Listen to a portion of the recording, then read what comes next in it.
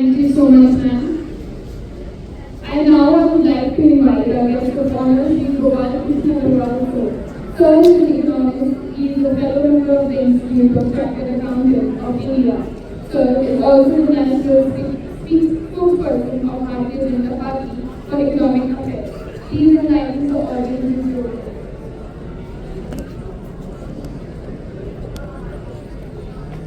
Thank you.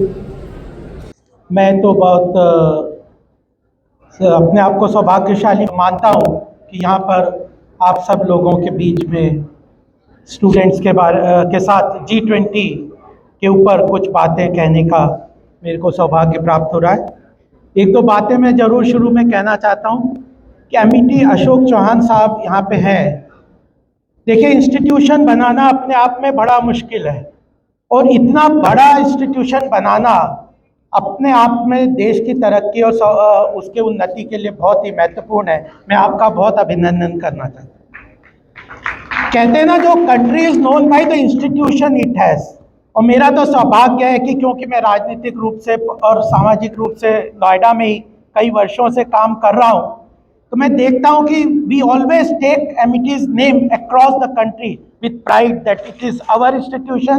It belongs to Gautam Budh Nagar, Noida. It started here, and it is all our family's institution. Thank you, sir. एक sir, हमारे आज के मुख्य अतिथि उपाध्याय योगेंद्र उपाध्याय जी, जिस तरह से मैम ने बताया, मैं अभी पीछे कर्नाटक के इलेक्शन में वहाँ गया था, कर्नाटक में वित्त मंत्री जी के साथ। तो वहाँ पे चर्चा हो रही थी, उन्होंने बुलाया था कि इकोनॉमी के लिए स्टार्टअप इकोसिस्टम का एक प्रोग्राम किया था, and the FM was to speak and I had to interact with her on what the aspects of Indian economy are. तो उसके पहले क्या हुआ, वहाँ पे उन्होंने कहा कि वी हैव ए प्रेजेंटेशन। तो मैंने कहा क्या प्रेजेंटेशन है? तो उन्होंने कहा Uttar Pradesh model of development. Karnataka में they were talking of Uttar Pradesh model of development in last year. तो ये हमारे लिए, उत्तर प्रदेश के लिए सर, आपके एडमिनिस्ट्रेशन योगी जी का बहुत महत्वपूर्ण हम सब के लिए एक मार्गदर्शन है। उसके लिए भी मैं आपका अभिनंदन करना चाहता हूँ। JNU की वो है वाइस चांसलर जी, उनका भी अभिनंदन। बंदोपाध्याय जी यहाँ पे हैं और अन्य सारे यहाँ पे मंच पे आसीन साथियों। बच्चों, मैं दो तीन बात कुछ मैंने पहले बोली थी, एक छोटी बातें जरूर मैं आपके सामने कहता हूँ। आज का जो प्रोग्राम है G20 के ऊपर, एंड वी नो एज जो शांति श्री जी ने बताया कि G20 is an important aspect for India, and Upadhyay ji ने, योगेंद्र उपाध्याय जी ने बताया it's an important aspect, but it is more about business. आज जयपुर में जिस तरह हो रहा है, majority of G20 initiatives are related to business. It is global leader in trade, investment, and it is GDP, population. Majority of economic activities are within this G20 countries.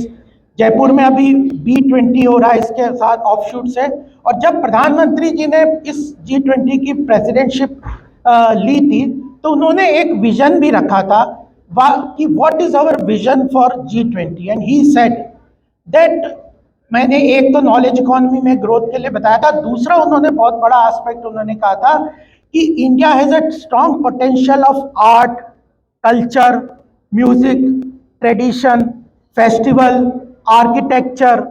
ये जो भारत के अंदर जो सांस्कृतिक जो राष्ट्र है, जो उसका कंटेंट है, वो बहुत महत्वपूर्ण है। और G20 अपॉर्चुनिटी देता है to the global world, we can showcase our culture and that will propel the growth of the country. तो उन्होंने पूरे साल में जैसे 56 जगहों पे G20 के जो प्रोग्राम किए, उसमें यही फोकस किया था कि at that when we will have around 1 lakh foreign people who are influencer in their countries, we will showcase our cultural content with art, music, dance, festival, architecture, etc. और they will become the cultural ambassador for the country. So ये बहुत महत्वपूर्ण vision के साथ प्रधानमंत्री ने G20 का काम किया था। तो उसके लिए एक बहुत बड़ा अपॉर्चुनिटी हमारे साथ है और I think it will propel our growth in the economy further. दूसरी बात मैं एक और कहना चाहता हूं कि जब ये G20 या G20 ये बिजनेस के बारे में है, तो मैं गवर्नमेंट में काफ़ी काम करते हैं, पॉलिसी मेकिंग में, नीति निर्धारण में, विद मिनिस्ट्री ऑफ फाइनेंस, क्योंकि मैं आर्थिक विषय देखता हूँ। व्हाट वी सी, यहाँ पे लॉ स्टूडेंट्स हैं, पब्लिक पॉलिसी डोमेन में भारत में जो नॉलेज है या कंटेंट है वो बहुत कम है। अगर बायलैटरल ट्रेड में, कल भी जब पीयूष गोयल जी ने, प्रधानमंत्री ने B20 में कहा, तो MSME के बात में किया, बायलैटरल ट्रेड के बारे में बात की, global and regional supply chain के बारे में बात की, FTA हम साइन कर रहे हैं European countries, Gulf countries, America वगैरह कंट्रीज के साथ। तो इसमें जब whenever we see that public policy domain में जो हमारे यहाँ पे कंटेंट काफ़ी कम है, तो यह अपने आप में लॉ स्टूडेंट्स के लिए बहुत बड़ा अपॉर्चुनिटी है कि we should develop our capabilities on public policy domain. तो मुझे लगता है कि यह दो एस्पेक्ट में आप सबके सामने और बोलना चाहता था कि आने वाले समय में we are at this juncture when India's economy is going to lead the global economy, और हम सबको इस अमृत काल में, यह जो 25 साल है, जब 2047 में 100 साल भारत की स्वतंत्रता को पूरे होंगे और हम विश्व की ग्लोबल लीडरशिप के स्थान पे भारत को देखना चाहते हैं, तो इस अमृत काल में यह इम्पॉर्टेंट है कि हम इन चीज़ों को समझ के अपने कैरियर को ओरिएंट करें। जैसे पहले मैंने नॉलेज इकोनॉमी बताया था, कुछ एस्पेक्ट्स यहाँ पे कर भी रहे हैं, लेकिन ये दो और एस्पेक्ट्स को हम देखेंगे तो मुझे लगता है कि बहुत महत्वपूर्ण तरीके से हम अपने भी उन्नति कर सकते हैं, परिवार की भी उन्नति कर सकते हैं, देश की भी उन्नति कर सकते हैं, और विश्व के ग्लोबल लीडरशिप में वसुधैव कुटुंबकम का अपना उद्देश्य भी पूरा कर सकते हैं। मैं पुनः आयोजकों का बहुत आभारी हूँ, धन्यवाद करता हूँ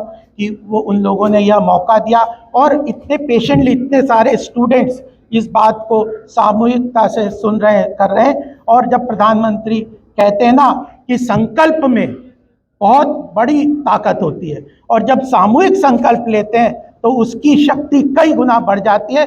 तो यह सामूहिक संकल्प बार बार प्रधानमंत्री जी कहते हैं कि हम सब लोग सामूहिक संकल्प के साथ लें कि हम देश के अस्तित्व को, देश के गौरवशाली इतिहास को, इन सब चीज़ों को प्रिजर्व करते हुए कैसे आगे बढ़ाएं। और इस चीज़ को अगर हम रखेंगे तो मुझे लगता है कि हम लोगों का जो लक्ष्य है, प्रधानमंत्री का जो विजन है, योगी जी का विजन है, उसको हम पूरा कर पाएंगे। धन्यवाद।